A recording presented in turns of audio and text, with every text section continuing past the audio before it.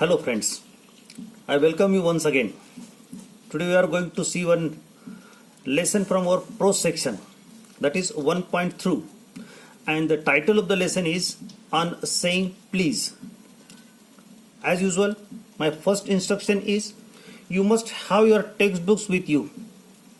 While studying any lesson or any poem from this English textbook, students must have their textbooks before them. It is very important. भाषेसाठी भाषेचा अभ्यास करताना पुस्तक आपल्या समोर असणं फार आवश्यक आहे. पुस्तक नसेल तर आपल्याला त्यातले काही शब्द, त्यातल्या शब्दांचे प्रोनाउन्सिएशन्स समजण्यासाठी थोडं कठीण जाऊ शकतं. So you must have your books. तुमचे पुस्तक तुमच्या सोबत असू द्या आणि आपण या लेसनची चर्चा करूया. We are going to talk about this lesson on saying please. Now please is a beautiful word. We use it many a times. It's very important word I say. आपल्या दैनंदिन जीवनामध्ये या शब्दाचा खूप उपयोग होतो. In fact saying please is a minor thing but it has a great effect. Please म्हणणं फार मोठी गोष्ट नाही, पण प्लीज या शब्दाचा सुद्धा खूप मोठा इफेक्ट असतो असं म्हटलेलं आहे. The writer of this lesson is A.G. Gardiner. In fact A.G. Gardiner is a journalist and he worked as an editor.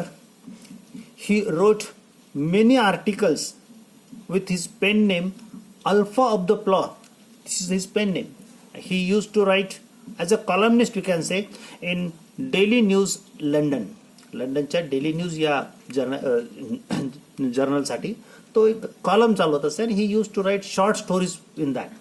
मला नेहमी जेव्हा मी A.G. गार्डनर विषयी विचार करतो तेव्हा मला नेहमी आपला एक आणखीन रायटर आठवतो आणि त्याचे नाव आहे Ruskin Bond. Anglo Indian writer. He wrote on Indian themes, though he was English man. He wrote on Indian themes. The writings of both these personalities are same. Both of them, they always used to teach something, used to reveal some moral through their writings. In the same way, A.G. Gardiner is also a great writer, and one important aspect of his writing is his ability to teach basic truths of life. दैनंदिन जीवनातले जे वास्तविक गोष्टी असतात ना त्या शिकवण्याचा तो प्रयत्न करत असतो त्याच्या रायटिंगमधून. Through almost all his stories he has tried to convey something important, something related to our moral, we can say. He use to teach us and that's why his writings are important for teaching truths of life. And the way of writing is humorous. एखादी खूप कठीण असलेली गोष्ट, difficult thing जरी असेल तरी he use to convey it in a easy manner, in a humorous manner. अतिशय खेळीमेळीच्या वातावरणामध्ये एखादी मोठी गोष्ट तो आपल्याला सहज सांगून जातो. हे त्याच्या लिहिण्याचं वैशिष्ट्य आहे. म्हणून A.G. गार्डनरचं रायटिंग खरंच खूप सुंदर आहे. A.G. गार्डनरच्या रायटिंगचे जे काही स्टोरीज किंवा त्याचे कलेक्शन ऑफ स्टोरीज आहेत ना त्याची मराठीमध्ये ट्रान्सलेशन सुद्धा आहेत. If you get any opportunity you must go through them. खूप सुंदर हलक्या फुलक्या अशा गोष्टीच्या माध्यमातून म्हणून आपण उदाहरणाच्या माध्यमातून तो आपल्याला खूप महत्त्वाच्या गोष्टी सांगत असतो. आणि म्हणून त्याचा रिमार्केबल पॉईंटच म्हटलं जातं की ability to teach basic truths of life. जीवनाचे जे काही मूलभूत सत्य आहेत ना ते आपल्याला तो सांगतोय, असंच कन्वे करतो आहे. He always use to raise questions related to morality in everyday life. Morality means नैतिकता. आपल्या दैनंदिन जीवनामध्ये आपल्याला आपल्या बिहेवियरमध्ये एक नैतिकता फार आवश्यक असते. ती नैतिकता कशी असायला पाहिजे याबद्दल तो नेहमीच क्वेश्चन्स रेज करतो आणि त्याच्याबद्दल तो गाईड सुद्धा करतो आपल्याला. आणि त्याच्या प्रत्येक स्टोरीमध्ये अशा प्रकारचं आपल्याला काही ना काही गायडन्स मिळत असतं. This particular story on saying please is the same type of story. त्याच्या इतर स्टोरीप्रमाणेच ही सुद्धा स्टोरी जे आता आपण वाचतो आहे ऑन सेइंग प्लीज, ही सुद्धा तशीच सुंदर स्टोरी आहे आणि आपल्याला काहीतरी महत्त्वपूर्ण मेसेज देणारी आहे. त्यातला मेसेज काय तो समजून घेतला पाहिजे आपण. मग आपण असं म्हणू की आपल्याला ही स्टोरी वाचून समजली किंवा त्यातल्या भाषेचा काही आपला थोडासा बोध झाला असं आपल्याला म्हणता येईल. Before we start discussing the text, let me tell you something about the theme of the story. या टेक्स्टवर थोडी चर्चा करायला सुरुवात करण्याच्या पूर्वी या विशिष्ट स्टोरीचं, या विशिष्ट लेसनचं, या विशिष्ट स्टोरीचं काय विषय आहे, काय कथानक आहे, काय सब्जेक्ट मॅटर आहे ते पाहण्याचा आपण थोडासा प्रयत्न करूया. थीम ज्याला आपण म्हणतो generally, let's discuss the theme of the story. In fact the main theme और the main motto of this writing is to tell us और to convey us, to teach us the value of good manners in social life. Good manners म्हणतो आपण. Good manners शब्द आपण बरेचदा वापरतो. कधी कधी मॅनर्स हा शब्द वापरतो. त्याला मॅनर्सच नाही आहेत असं आपण म्हणतो. मॅनर्स असायला पाहिजे असं आपण म्हणतो. गुड मॅनर्स म्हणजे इतरांच्या प्रती आपलं जे काही बिहेवियर असतं ते कसं व्यवस्थित असायला पाहिजे त्याबद्दल तो सांगण्याचा प्रयत्न करतो. इनफॅक्ट त्याचं असं ओपिनियन आहे, he says and it's a truth. In fact तुम्ही वाचाल तर तुमच्या असं लक्षात येईल की तो खरं सांगतोय. काय म्हणतोय तो? He says polite manners sweeten the atmosphere. If we behave politely with others, आपण इतरांसोबत जर पोलाइटली वागत असलो तर that can improve the atmosphere around us. आपल्या आजूबाजूचं जे वातावरण असतं ना ते छान सुंदर गोड आल्हाददायक असं छान बनतं. त्याच्या against ill manners or we can say bad manners spoil the atmosphere. कसं असतं, suppose I forget to behave politely with others. समजा मी विसरलो थोड्या वेळासाठी, मी चूक केली आणि मी इतरांशी पोलाइटली वागलो नसेल, मी एखाद्याला खूप उद्धटपणे बोललो असेल, that will spoil his mood. त्याने त्याचा मूड खराब होईल. त्याचा मूड खराब झाल्यामुळे समजा मी एखाद्याशी बोललो असेल ए व्यक्तीसोबत, तर तो ए व्यक्ती बी व्यक्तीसोबत वागताना चांगला वागणार नाही. बी व्यक्तीचा सी व्यक्तीसोबत संबंध आला तर तो त्याच्याशी नीट बिहेव करणार नाही. No, in this way this chain continues. A to B, B to C, C to D, and the whole atmosphere around us, whole social atmosphere around us gets spoiled. एका व्यक्तीने जर सकाळी काही चूक केली असेल तर त्याचा परिणाम शेवटपर्यंत होत जातो.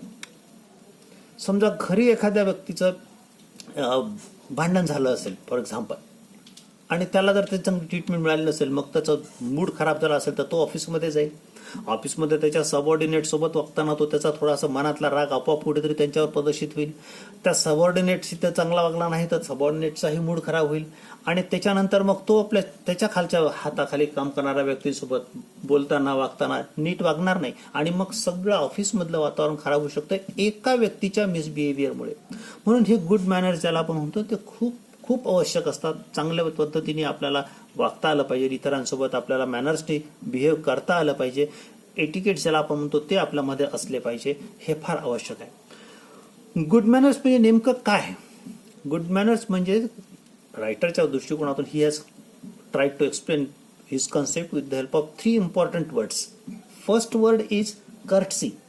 कर्टसी म्हणजे सौजन्य. इतरांच्या प्रती आपण सौजन्यपूर्ण रीतीने वागलं पाहिजे आणि आपण तशीच सौजन्याची मग आपण अपेक्षाही करू शकतो, आपण अपेक्षाही करायला पाहिजे. Courtesy is the first important word. Second he says civility. Civilized असं म्हणतो आपण कधी कधी, म्हणजे सुसंस्कृतपणा असणे, सुसंस्कृत पद्धतीने वागणे, त्याला सिव्हिलिटी असा तो शब्द म्हणतो. And third important word he says is morality. Morality म्हणजे नैतिकता. बऱ्याच वेळेला आपण काही गोष्टींची आपल्याला जबाबदारी आहे असं आपण मानतच नाही. अनेक वेळेला लिगली आपण रिस्पॉन्सिबल नसतो त्या गोष्टीसाठी, पण मॉरली ज्याला आपण म्हणू आपण रिस्पॉन्सिबल असतो. नैतिकतेच्या दृष्टिकोनातून ती आपली जबाबदारी असते. इतरांसोबत चांगलं वागणे, इतरांसोबत उद्धटपणाने न वागणे ही आपली नैतिकता आहे आणि त्याला मॉरॅलिटी असा शब्द वापरतो. म्हणजे कर्टसी, सिव्हिलिटी अँड मॉरॅलिटी या सगळ्यांचा नीट कॉम्बिनेशनमध्ये वापर करणे म्हणजे गुड मॅनर्स. इतरांसोबत पोलाइटली वागणे, कोणाशी उद्धटपणे न वागणे, मोठ्या. इनफॅक्ट गुड मॅनर्स कसे लक्षात येतात माहिती आहे का तुम्हाला? If we observe a person how he behaves with his subordinates that shows his attitude. आपण एखाद्या व्यक्ती समजा ऑब्झर्वेशन केलं तर काय ऑब्झर्व करायला पाहिजे नेमकं? तो त्याच्यापेक्षा खालच्या लोकांसोबत कसा वागतो हे ऑब्झर्व करायला पाहिजे. जर तो त्यांच्यासोबत कर्टसीने वागत असेल, सौजन्याने वागत असेल तर तो मनुष्य गुड मॅनर्ड आहे असं आपण नक्की म्हणू शकतो.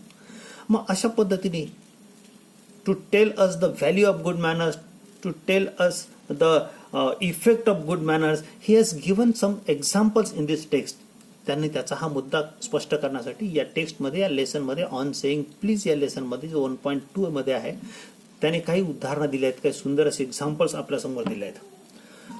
त्या उदाहरणांकडे जाण्याच्या पूर्वी एक आणखीन मुद्दा आपण डिस्कस करू. तो असं म्हणतोय की discourtesy is not a legal offence. समजा एखाद्याने माझ्यासाठी काही केलं असेल तर मला त्याच्याशी सौजन्यपूर्ण वागताना मला त्याचे आभार मानले पाहिजे, मी त्याला थँक्यू असं म्हटलं पाहिजे.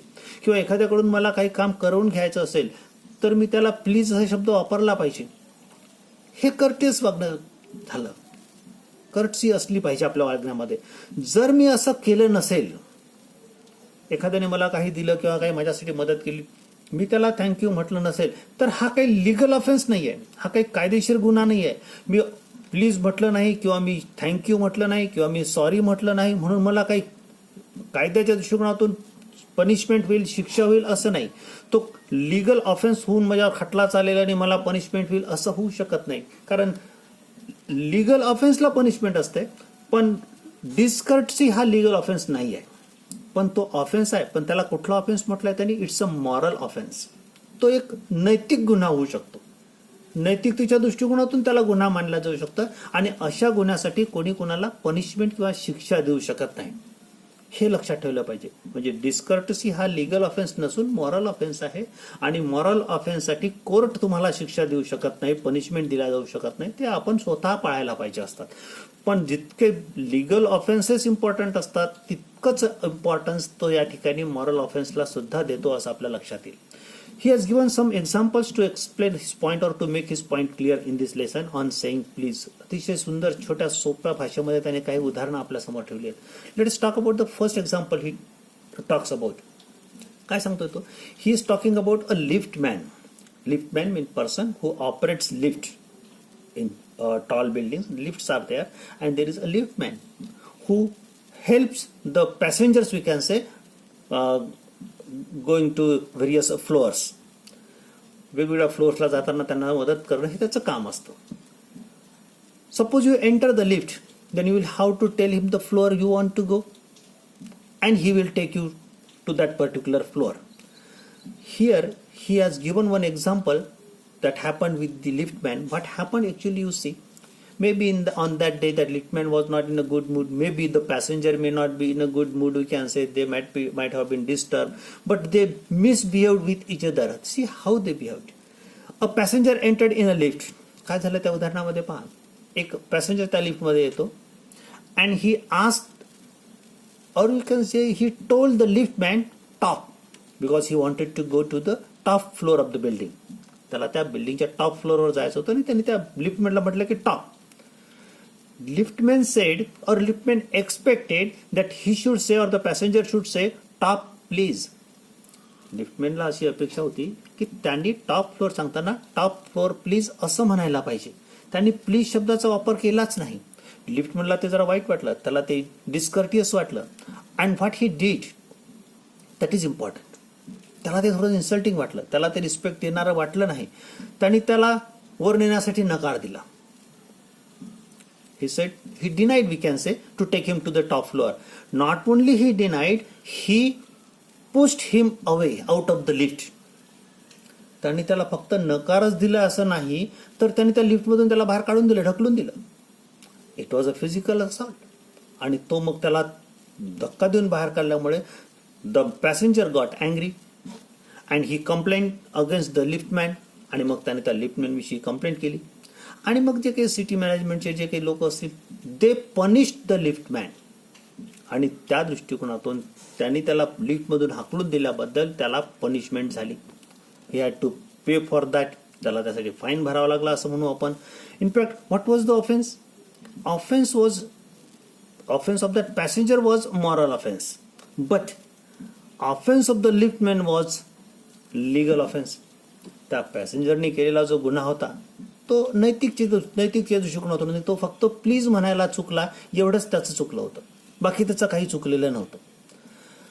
पण त्याला राग येऊन लिफ्टमॅननी त्याला लिफ्टच्या बाहेरच काढून टाकणे हा मात्र कायदेशीर गुन्हा होता. कारण त्याचा लिफ्टमॅनचं कामच आहे, he was suppose to take passenger from one floor to other floor and he denied his work, so he was punished. So this should not happen. हे असं व्हायला नको. लिफ्टमॅनच्या एक्झाम्पलमध्ये लिफ्टमॅनचा फार मोठा गुन्हा जरी नसला तरी त्याचा गुन्हा होता, कारण त्यांनी मॅनर्स एक्सपेक्ट केले होते असं आपल्याला म्हणता येईल. In the same way our writer has given another example. What happen here? या दोन्ही एक्झाम्पलमध्ये, या पहिल्या एक्झाम्पल लिफ्टमॅनच्या एक्झाम्पलमध्ये दोघं जण रागावले एकमेकांवर आणि गुन्हा दाखल झाला. लिफ्टमॅनला पनिशमेंट झाली. प्रकरण खूप मोठं झालं, वाढलं असं आणि सगळं वातावरण खराब झालं.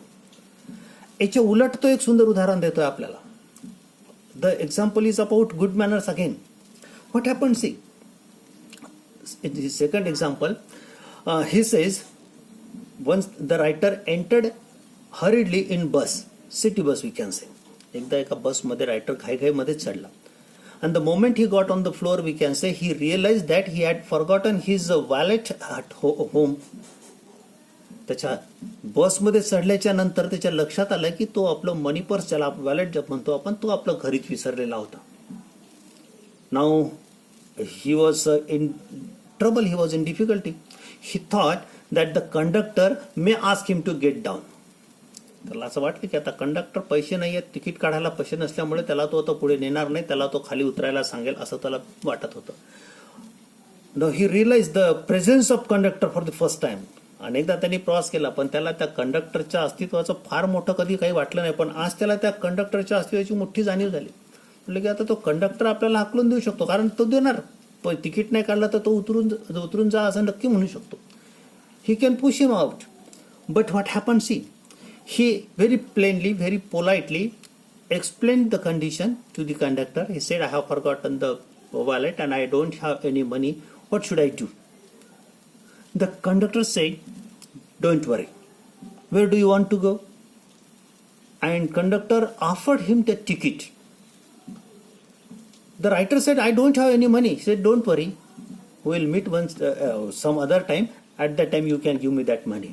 म्हणाले की माझ्याकडे पैसे नाही आहेत. कंडक्टर म्हणतो की काही काळजी करू नका, तिकीट तुमचं मी काढतो, तुम्ही जेव्हा कधी मला पुन्हा भेटाल तेव्हा तुम्ही मला पैसे द्या, चिंता करू नका, आरामात शांततेने बसा, असं तो बोलला. In fact the writer was on a wrong side. त्याची चूक होती, त्याच्याकडे पैसे असायला पाहिजे.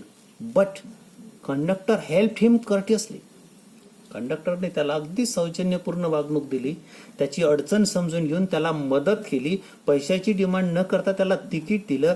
And naturally the writer is very much pleased. त्या रायटरला खूप छान बरं वाटलं. प्रसंग तसा होता, त्याच्यावर अडचण निर्माण झाली असती पण तशी ती कंडक्टरने होऊ दिली नाही आणि त्यांनी तसं केलं. Then what happen, the man used to travel regularly through that bus and he used to come in contact with that conductor every now and then. After some time, after trying to find out money in his pocket, the writer found some money.